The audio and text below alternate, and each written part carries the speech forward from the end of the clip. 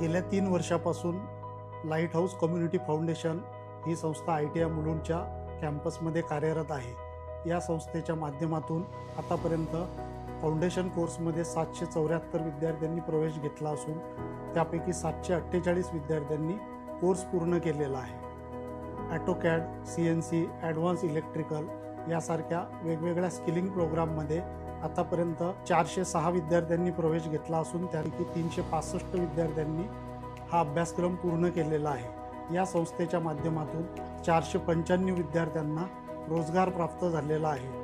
या उपक्रमामुळे संस्थेच्या विद्यार्थ्यांमध्ये आत्मविश्वास, संवाद कौशल्य आणि त्यांच्या रोजगारविषयक गरजांसाठी आवश्यक असणारे कौशल्य विकसित होण्यासाठी मोठा हातभार लागलेला आहे.